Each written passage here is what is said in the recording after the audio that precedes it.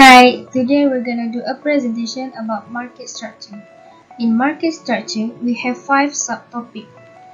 First, profit maximization, perfect competition, monopoly, monopolistic competition, and oligopoly. So, let's get started. Profit maximization. Profit maximization is more on how firm can maximum the profit. So, in this topic, we're gonna learn about what is revenue concept, what is total approach, and marginal approach. Definition of a firm. A firm is an institution that buys or hires factors of production and organizes them to produce and sell goods and services. A firm is an independent unit of producing goods and services for sale. So, firm is an institution that use all factors input such as land, labor, capital, and entrepreneur to produce something to sell to the consumer to get certain revenue. Objective of a firm is to maximize profit and to minimize the cost. So, if you can manage to minimize the cost, that means you have maximized the profit.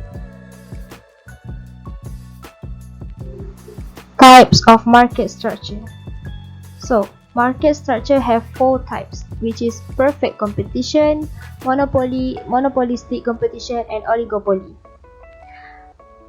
What is perfect competition? Perfect competition happens when there are large numbers of buyers and sellers buying and selling identical product without any restriction on entry and exit, and having perfect knowledge of the market at the time. Monopoly happens when there's a single seller and a large number of buyers selling products that has no close substitution and has a high entry and exit barrier. How about monopolistic competition? Monopolistic competition is when there are large numbers of sellers, large number of buyers selling differentiated product due to branding and labeling, and there are no barriers to entry and exit. The last one is oligopoly. Oligopoly happens when there are only a few firms in the industry but a large number of buyers. Product can be either identical or differentiated, and there are barriers to entry and exit.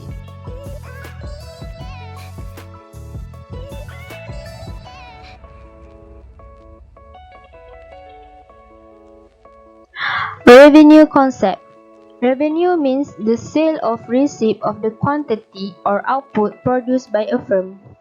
Total revenue is the value of a firm's sale. Total revenue thus refers to the total amount of money that a firm can obtain from the sales of its product. Total revenue equals the price per output multiplied by the unit of output Q sold. So, TR equal to P multiply Q. For your information, revenue is not profit. Profit is when you get revenue minus with the cost. So, how to increase the total revenue is you increase Q quantity, or either you can increase P price. Then the TR total revenue will increase. Any component Q or P increase, TR will increase too. For example, firm ABC sells 2,000 pairs of shoes at 50 ringgit per pair. Firm ABC's total revenue is TR equal P multiplied with Q. So you will get 50 multiply 2,000 of shoes. Then the answer is 100,000 for total revenue. Average revenue. Average revenue is defined as the total revenue per unit output sold. Average revenue equals the total revenue divided by the total quantity sold. So, to find AR, TR must be divided by Q. Average revenue also equal to the price of the goods because it is outcome for every unit. So, average revenue and price are equal when different units of a commodity are sold at the same price in the market. This can be proven mathematically as follows. AR equal to TR divided by Q. Same with P multiply Q divided Q. So AR will always equal to price. Marginal revenue. Marginal revenue refers to change in total revenue resulting from one unit increase in quantity sold. Every time you see word marginal, that means we have change. So in other words, marginal revenue is the additional amount to the total revenue when there is an increase in the sale of one additional unit. Marginal revenue equals the change in total revenue divided by the change in output sold. So MR equal to change of TR divided by change of Q. We have two approaches to find which one can maximize profit.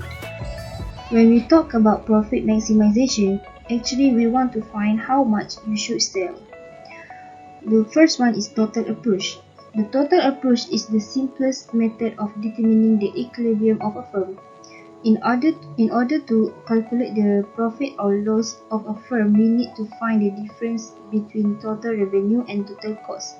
A firm is said to be in equilibrium if this difference is at its maximum. So, total approach involves total revenue and total cost. We just have to find at every level of output which area shows the most higher profit maximization. To find the profit, the formula is TR minus 50C. The highest vertical difference is an area to show the profit maximization.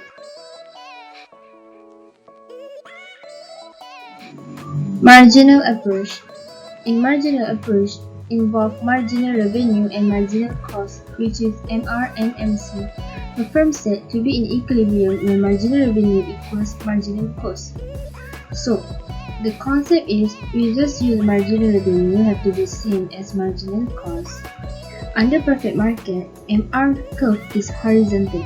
When MR is equal to MC, a firm is in equilibrium. While under an imperfect market, MR curve is downward sloping, same as perfect market. When MR is equal to MC, a firm is in equilibrium. We can find the price and quantity we should sell at intercept which MC and MR line exposed to each other in order to earn the maximum profit. In perfect market, the difference only the diagram, but to check the profit maximization is still same, which is MR will always equal to MC. Market structure. Definition of a market: an arrangement that facilitates buying and selling of a good, service, factor of production, or future commitment. A market is a place where the buyers and sellers meet with one another and involve transaction. Definition of a market structure. Market structure refers to the number and distribution size of buyers and sellers in the market of a good and service. Market structure is an indication of the number of buyers and sellers, their market share, the degree of product standardization, and the ease of market entry and exit. So, the market structure refers to the characteristic of the market, either organizational or competitive, that describe the nature of competition and the pricing policy followed in the market. Thus, the market structure can be defined as the number of firms producing the identical goods and services in the market and whose structure is determined on the basis of the competition prevailing in the market. The term market refers to a place where sellers and buyers meet and facilitate the selling and buying of goods and services. But in economics, it is much wider than just a place. It is a gamut of all the buyers and sellers who are spread out to perform the marketing activities. I want to share a little bit about perfect competition. So, what is perfect competition? Perfect competition is a market in which there are many buyers and sellers The products are homogeneous and sellers can also easily enter and exit from the market. In this market structure, there are 7 characteristics. Number 1, large number of buyers and sellers. Number 2, homogeneous or identical product. Number 3, free entry and exit of firms. Number 4, perfect mobility of the factors of production and goods. Number 5, perfect knowledge of the market. Number 6, absence of price control, price taker. And the last one is absence of transport costs. Okay, now I want to explain more details about the characteristic in this market structure. So we move to the characteristic number 1, which is large number of buyers and sellers. The first condition is that the number of buyers and sellers must be so large that none of them individually in a position to influence the price and output of the industry as a whole. Other than that, the size of each firm is small.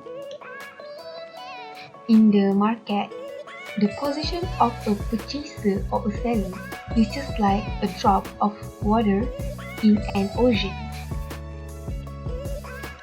Okay, next, characteristic number 2, homogeneous or identical product. Each firm should produce and sell a homogeneous product so that no buyer has any preference for the product of any individual seller or buyers. In this market structure, buyers cannot differentiate products in terms of quality, packaging, color, and design. Hence, the firm cannot charge different for the same product in the market.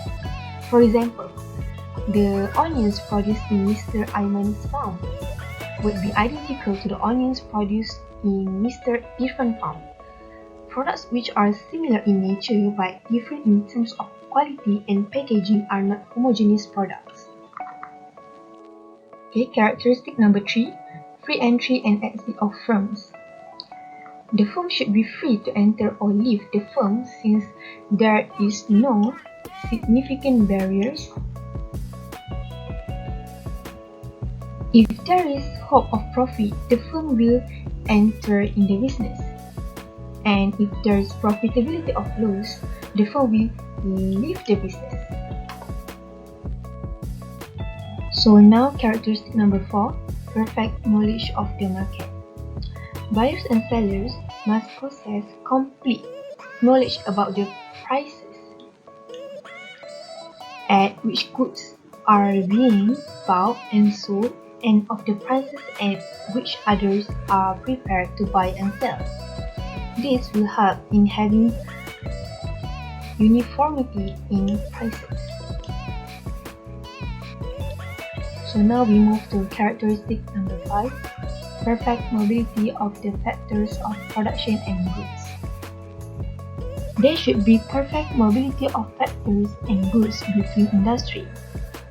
Goods should be free to move to those places where they can fetch the highest price. Okay, now characteristic number 6, absence of price control, price taker.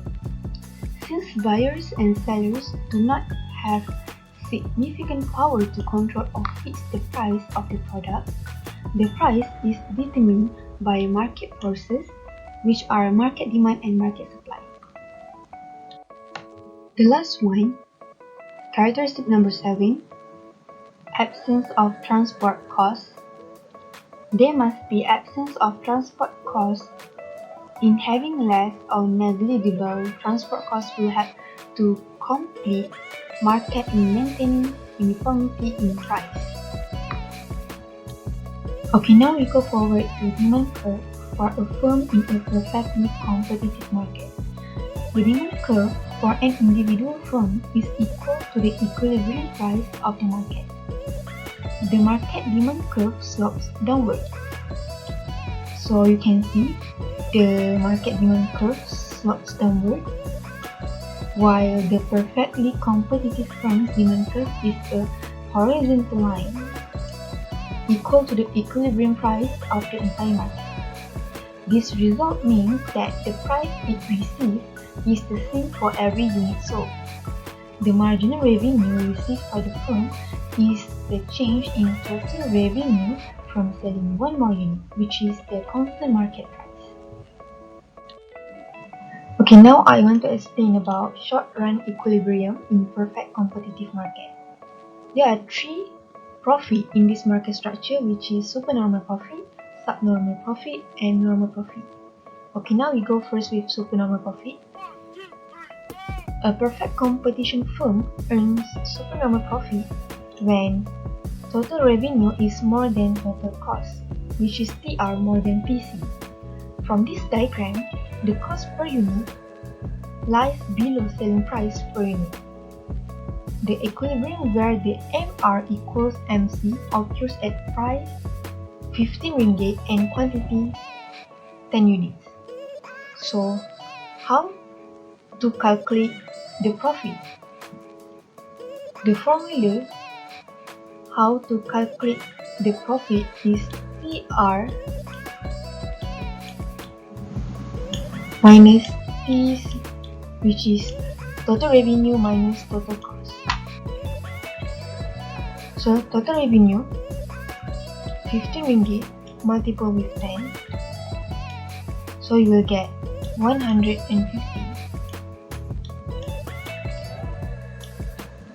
For total cost, you must 10 ringgit multiple with 10 ringgit, 10 units, so you will get 100. So total profit is 150 minus with 100 equals to 50 ringgit. So this is the total profit. So the profit area is 50 ringgit is in shaded area. Okay, next, subnormal profit. A perfect competition firm earns subnormal profit when total revenue is less than total cost. So it differs with supernormal profit that we learned before this. From this diagram, the cost per unit above selling price per unit, the equilibrium where the MR equals MC occurs at price 50 ringgit and quantity 10 units. So how to calculate the loss? The formula is still same with the normal profit, supernormal profit, TR minus TC. So TR 15 ringgit multiple with 10, you will get 150. Total cost 20 multiple with 10, you will get 200. So 150 minus 200, you will get the profit equals to negative 50 ringgit. So the loss area is 50 ringgit is in shaded area.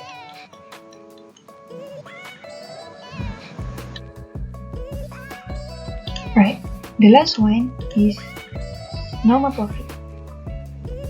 Alright, firm will experience normal profit when total revenue is equal to total cost, which is TR equals TC. From this diagram, the cost per unit tangent with selling price per unit. The equilibrium where the MR equals to MC occurs at price 10 ringgit and quantity 10 units. So the profit calculation is 15 ringgit multiple with 10. So total revenue you will get 150 ringgit. For total cost, 50 ringgit multiple with 10, you will get total cost equals to 150 ringgit. So if you want to calculate the total profit, total revenue minus with total cost, so you will get equals 0. So there is no profit area since firm experience 0 profit. The next market structure is monopoly. What is monopoly? Before I explain about monopoly, what comes in your mind first? When I first hear about this topic, the first thing come in my mind is this old man with the signboard of monopoly. Of course, who have not missed playing this board game, right? But today, I will not explain how to play this board game or how to win the game. I want to explain about the market structure category known as monopoly. So, what is monopoly? Monopoly is a market structure in which there is a single seller, which means one company and got a large number of buyers. It also selling products that have no close substitution, which means there's nothing good enough to replace their product, and have high entry and exit barrier. Let's go to the characteristic. First, single seller. Monopoly is a form of imperfect market structure. Why? Because goods and services are provided by single seller. A price of goods and service is also fully controlled by one seller. Therefore, if the price of goods rise up, consumers need to accept and pay higher price to buy the goods and service because the monopoly market has fully control. Monopolies face no competition and can influence the market easily. Secondly, unique goods, no close substitute. Monopoly market produces unique goods, which means no company can replace their product. They freedom to change the cost of goods or service. Such as example, for a window company, they using their own idea to form their goods and service. There is no substitution for Windows. Same goes to another operating system like Android and Apple. Thirdly is high barrier to entry monopoly market. Comprised of various forms such as legal, technology, control over resources, patent and copyright, license and so on. Why? Because there's no competitor produce the same product. This is the explanation of high barrier to entry monopoly market. Firstly, control over resources. Why they need to control over resources? It is because the resources are limited and difficult to obtain resources. Secondly, patents and copyrights. Company own the patents, copyright over idea and trademark established by law to prevent potential competitor from initiating. The monopoly resources or technique belongs only to the company. Thirdly, high capital requirement. Some production processes require large investment in capital or large research and development costs that make it difficult for a new company to enter an industry. Next, economy of scale. Monopoly exhibit decreasing costs as output increases. Decreasing costs give monopolies a cost advantage in production over potential competitor. Any market entrant have not yet achieved economies of scale. Their output simply cost so much more than incumbent firm that make entry is difficult.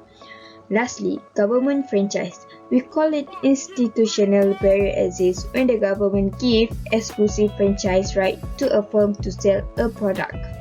Such as example, the cable TV Astro and utility companies such as local phone service, TM, electricity, TNB, and so on. This is usually perceived as special case. The fourth characteristic is price maker. The monopolist is a price maker since there are only one seller or producer and it has the power to control the price in market.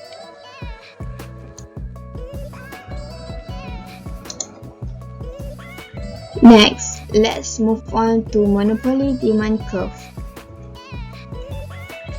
Because of the monopoly is a price maker, therefore the demand curve is downward sloping. Monopoly firms sell goods at a different price. When they set the price, the higher the price, the lower quantity of demand. So, demand curve is inelastic. Next, price discrimination. What is price discrimination? Price discrimination is referred to the selling or charging of different price by a firm to different buyer for the same product. It based on necessary condition. First, existence of monopoly. Price discrimination can occur only if the monopoly powers and there are no competitor in the market. If the firm have competitor, that's not monopoly. Existence of different market for the same commodity. A firm should be able to separate customer according to price elasticity of demand. According to sensitiveness, customers have different background, such as example, household and firm. The TNB cannot charge the higher price to the household but can charge it on the firm. Why? Because the firm is making business and the household demand is elastic. Next, existence of different degree of elasticity of demand. Monopolists can charge higher price for elastic market and lower price for elastic market. Next, cost of separating market must be low. No cost involved for separating market. No resale. Product purchased in low price market should not be resold in the high price market. Lastly, legal sanction. Government allow the public utility firms such as electricity to charge different price from different consumer. So this is the explanation of category price discrimination. First one, first degree price of discrimination. Occurs when the firm charges each consumer the maximum price that he or she willing to pay for each product. It based on the financial capability consumer. This price discrimination is also known as a perfect price discrimination. The best example for first degree price discrimination is auction. Next, second degree price of discrimination. Occurs when the products are grouped into blocks and each block is charged at different price. It means a company charges a different price for a different quantity consumer. This type of price discrimination is charged by public utilities such as electricity charge, water charge, telephone charge, and others. Lastly, third degree price discrimination. In this price discrimination, the market are divided into many sub-market or subgroup. Each group is considered as a different market. The price charged on product is depend on the price elasticity of demand, such as example for movie ticket, where adults are charged higher price and children are at lower price. And other examples like transportation, medical, legal, and entertainment. So that's all for monopoly. Next we will proceed to monopolistic market structure. Monopolistic competition. So we have three small topics here, which is characteristic, short-run equilibrium, and long-run equilibrium. So we're gonna look forward about the characteristic of monopolistic competition, what happened to the short run, and what happened to the long run.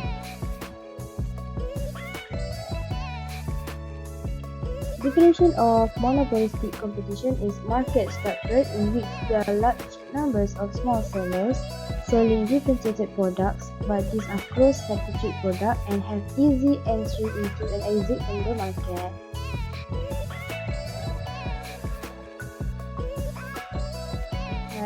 5 characteristics that shows in the monopolistic competition, which is first, we have product differentiation, selling costs, free entry and exit from of firms, more elastic demand, and buyers and sellers.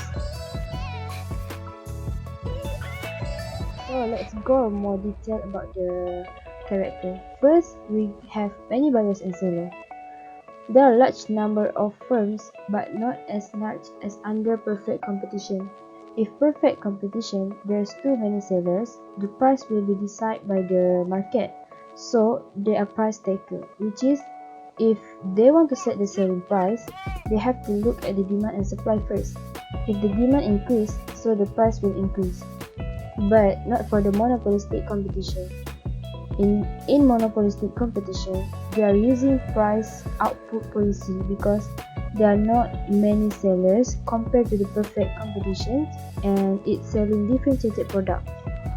It is assumed that any price output policy of a firm will not get action from other firms. That means each firm follow the independent price policy. So they have ability to set the price, which is we call it as price maker. Even if the firm reduce its price, they will not affect the firm too much because there's still a lot of sellers. So if there's no seller, then it doesn't have reason to react.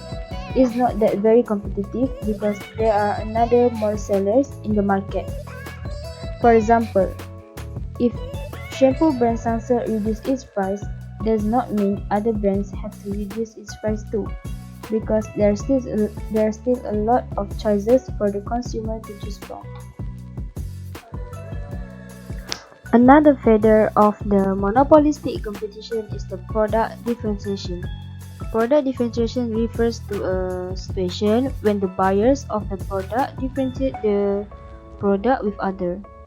The products are differentiated in terms of packaging, labeling, brand's name, benefits of usage, advertising, and so on. Basically, the product looks same, but they were different in type of brand, packaging, benefit, advertising, on how to set the awareness of their product for people to know.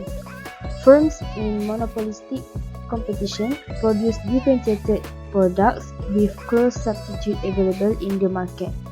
Unlike perfect competition that produce identical and homogeneous products like vegetable, fish, and so on, there is a variety of goods and services in the monopolistic competition, and consumers have many choices of products.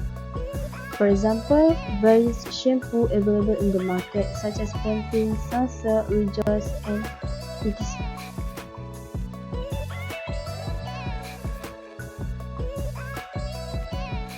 Entry and exit of firms. Like perfect competition, under monopolistic competition also, the firms can enter or exit freely. What does it mean by enter or exit freely? The firms will enter when the existing firms are making supernormal profits. With the entry of new firms, the supply will increase, which will reduce the price, and hence the existing firm will be left only with normal profits. Similarly, if the existing firms are sustaining losses, some of the marginal firms will exit. It will reduce the supply due to which price will rise, and the existing firms will be left only with normal profit. For example, like boba drink, we have many brands such as Tea Life, Jaboba, Ziputan, Chetan, and many more. Boba drink, as we know, it's a trend now, and they are making super normal profit since the model were not too big. So there's a lot of company will love to join the business. But if said the boba drink is not a trend anymore and facing loss, so they will exit from the market and try another business. Another characteristic of the monopolistic competition is that every firm tries to promote its product by different types of expenditures. Advertisement is the most important constituent of the selling cost, which affects demand as well as cost of the product. The monopolistic competitors need to advertise their product to create awareness among the consumer about the existence of their products, because there's a lot of competitors, so they have to tell people why the product is good and what makes their product different from others, because they sell differentiated product. This is to create and increase demand for the product. This act is known as non-price competition to create brand consciousness among consumers. The firm practice non-price competition in terms of advertisement, discount, free gift, promotion, and etc. For example, skincare products. Basically, the product is same, but when they make marketing such as by paid influencer or artists, it can attract other people to buy skincare too. This kind of monopolistic firm will use a lot of costs for advertising, and also the main purpose of the monopolies is to earn maximum profit. More elastic demand. Demand curve is more elastic. There are many substitutes. The demand curve for monopolistic competitive firm is downward sloping due to the product differentiation and also because they are price makers. Demand curve for monopolistic firm is more elastic than demand curve for monopolist firm, because in monopolistic competition there are many firms and many substitutes. So the demand curve is not same like perfect competition. Instead, it look like monopoly but more flat. Demand curve of monopoly is inelastic, while for the monopolistic is elastic.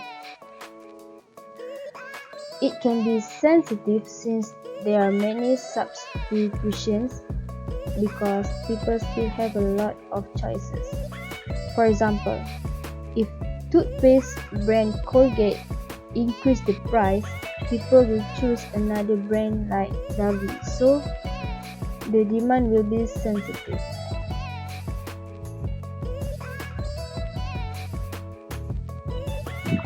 Short run equilibrium. In short run, we have three types of profit, which is supernormal profit, normal profit, and subnormal profit. For supernormal profit, firm will always experience it when total revenue is more than total cost, which is TR is more than TC. It's just same like monopoly, but the difference is the average revenue demand curve is elastic. The profit maximization level occurs where MR curve and MC curve intersect at point A. The marginal revenue must be equal with marginal cost, so we can determine the profit maximization. To find the price, the line of MR and MC must touch the AR line, because AR will always equal to price in order to maximize profit. So MC and MR intersect at point A, then touch the AR line to find the price. Find the cost, we also use this line of MR and MC until at point A, then touch the average cost line to find the AC. AC must be below the AR line. At MC output, the firm earns economic profit or supernormal profit equal to the shaded area.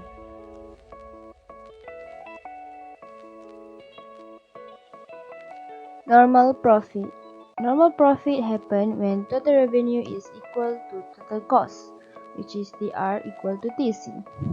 The profit maximization level occurs where MR curve and MC curve intersect at point A. So, we use the same method as the supernormal profit to find the price and AC. But if you want to know the normal profit, AC line must be right above AR line and the line have to be touch each other. At this output, monopolistic competitive firm is at the break even or earns normal profit. In this normal profit, there's no profit area since firm experience zero profit, break even.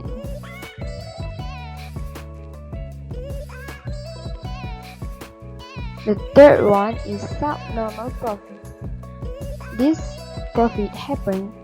subnormal profit happen when total revenue is less than total cost, which is TR is less than TC. For subnormal profit, the AC line is far above the AR line, but they are not touch each other. In this output, monopolies suffer economic losses or subnormal profit equal to the shaded area. So, firm will sustaining losses because AC is more higher than the price selling.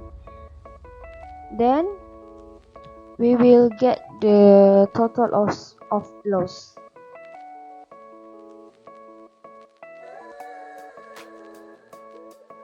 Next, long run equilibrium. Like we have learned before, for short run we have three types of profit: supernormal, normal, and subnormal. But for the long run, we have only one type of profit, which is normal profit. A monopolistic competitive firm earns normal profit in the long run due to free entry and exit. So this means they will enter the business when there is normal profit and exit when they see the loss. So in the long run, when we have interaction free entry and exit of the supplier, it will remain the price. So basically, the price will back to normal profit, which the cost will equal the selling price. Next is oligopoly. An oligopoly is a situation where a few firms with or without differentiated product dominates the market. The reason for the small number of companies is the extremely high cost of entering the industry. Because there are a few firms, there is little incentive to compete based on price.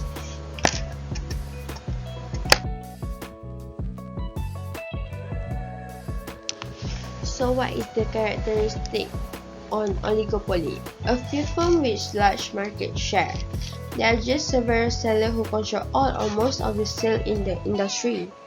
Under oligopoly, there are few large firms. The exact number of firms is not defined. Each firm produces a significant portion of the total output. There exists severe competition among different firms, and each firm tries to manipulate both prices and volume of production to outsmart each other.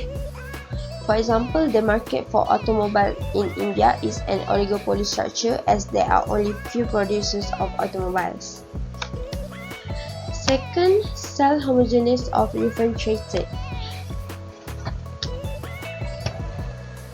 An oligopoly may be categorized as either a homogeneous oligopoly or a differentiated oligopoly. In a homogeneous oligopoly, the major firms produce identical products, such as steel bars or aluminium ingots. Prices tend to be informed in homogeneous oligopolies. In a differentiated oligopoly, similar but not identical products are produced. Examples include the automobile industry, the cigarette industry, and the soft drink industry. In differentiated oligopolies, companies attempt to differentiate their product from those of their competitors. To the extent that they are able to establish differentiated product, companies may be able to maintain price difference. Third is mutual interdependence. Oligopoly firms are large relative to the market in which they operate. If one oligopoly firm changes its price or its marketing strategy, it will significantly impact the rival firms. For instance, if Pepsi lowers its price by 20 cents per bottle, Coke will be affected. If Coke does not respond, it will lose significant market share. Therefore, Coke will most likely lower its price too. Next, barriers of entry. It is difficult to enter an oligopoly industry and compete as a small startup company. Oligopoly firms are large and benefit from economies of scale. It takes considerable know-how and capital to compete in this industry. Oligopolies and monopoly frequently maintain their position of dominance in a market because it is too costly or difficult for potential rivals to enter the market. These hurdles are called barriers to entry, and the incumbents can erect them deliberately, or they can exploit natural barriers that exist. Price rigidity and kind demand curve. Since there is mutual interdependence between oligopoly firms, the prices in the market are more stable. It's called price rigidity in oligopoly market because price change is limited. Then the price rigidity explains the behavior of an oligopoly firm that has no incentive to increase or decrease the price. The theory of the kind demand curve is based on two assumptions. The assumption is really important. The first assumption is if an oligopoly reduces its prices, its rival will follow and cut their prices to prevent losing the customer. So basically, if the company lower their price, the competitors also follow them to lower their company price because they want to get the customer and don't want to lose their customer from go and buy to another company that are more cheapest. Then the second assumption is if an oligopoly increases its price, its rival do not increase the price and keep their prices the same. Thereby they gain customer from the firm that increases the price. So from this, if the company increase their price, the competitors not follow they increase their price, because from this they can gain more customer. They can maintain at the current price because maybe they can get the same profit, and maybe it's not affecting their business and give them more benefit. It give benefit because they will gain more customer that come to their company because they are cheapest price. Then if a firm cut its price, it is likely to lead to a different effect. In the short term, if a firm cut price, it would cause a big increase in demand and therefore would lead to a rise in revenue. The firm would gain market share. However, other firms will not want to see this fall in market share, and so they will respond by also cutting price to follow the first firms. The net effect is that if all firms cut price, the individual firm will only see a small increase in demand. Because there is a price war. Demand for a firm is price inelastic, there is a smaller percentage rise in demand.